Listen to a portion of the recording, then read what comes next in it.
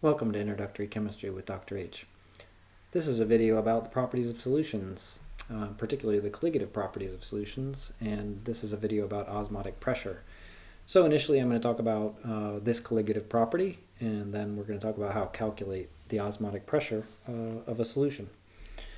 So osmotic pressure is kind of a different colligative property than the others that we've studied so far. It relates to the fact that solvent will flow to equalize concentration of the solvent across a semi-permeable membrane. So let's just unpack that just a little bit. So if we have two beakers of water connected by some tube, and in the middle of that tube there's a semi-permeable membrane. And what a semi-permeable membrane is, it's a membrane that has pores in it that are just about the same size as the solvent molecules. But anything bigger than a solvent molecule can't pass. So if both of these beakers on either side were filled to an equal level with a semi-permeable membrane separating them, what would happen is the levels of those two beakers wouldn't change. What's happening at the semi-permeable membrane is this. It's kind of like an equilibrium process. There are water molecules lined up on one side of the membrane, water molecules lined up on the other side of the membrane. And every once in a while, when one of them has the right kinetic energy, one of the molecules on this side will pass to the other side. And similarly, at about the same rate, or at exactly the same rate over time, a molecule on the right side will pass over to the left side. So the effect is that water molecules are moving back and forth across that membrane at about the same rate, and so the levels of the two beakers stay the same.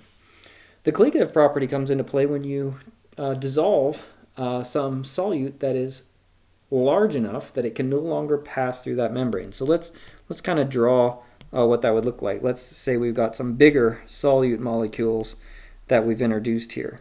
Those solute molecules can bang against the membrane and they can't pass. Solvents, solutions, have the property of trying to equalize concentration across some membrane. And so what you'll notice is the solvent molecules have a lower concentration on the right side because some of the solvent molecules have been replaced by solute molecules that can't pass. So what's going to happen is, in order to equalize that concentration, some of the solute molecules, or some of the solvent molecules, I should say, on the left are going to pass through to the right. And, once it passes through, the concentration on the right goes down a little or goes up a little bit. Water concentration goes up.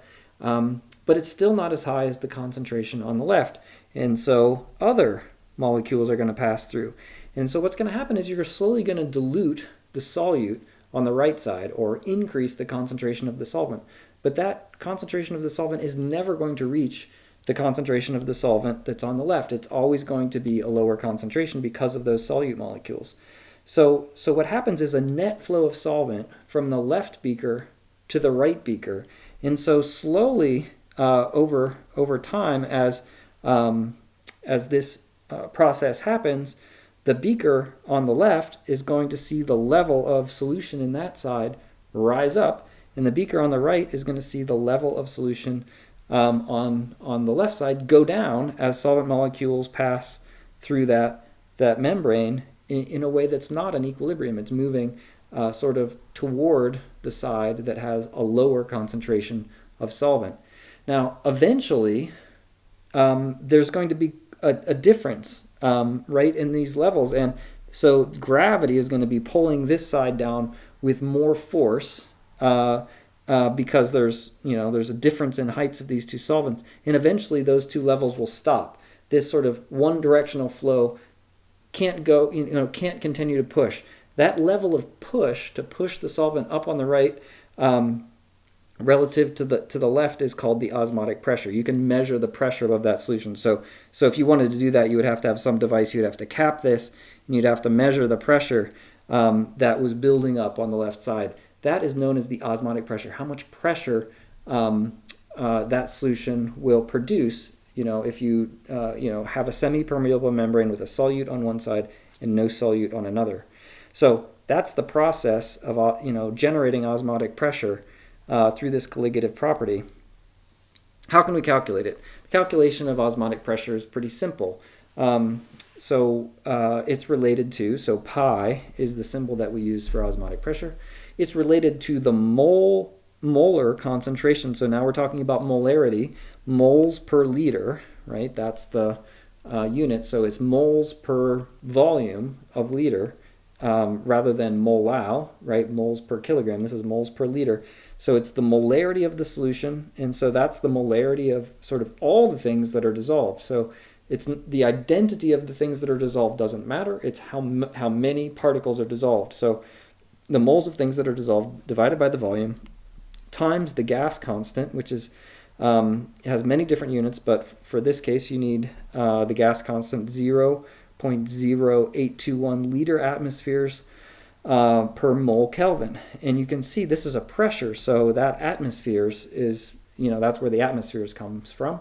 And so you can see also we have moles per liter times liters per mole, so that part of that unit is going to cancel when you multiply by molarity.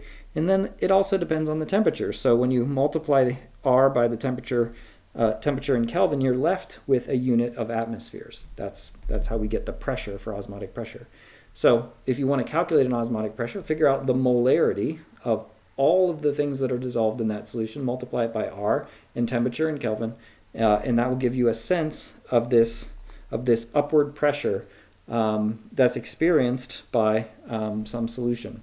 So this is a video about osmotic pressure. I hope you found it useful.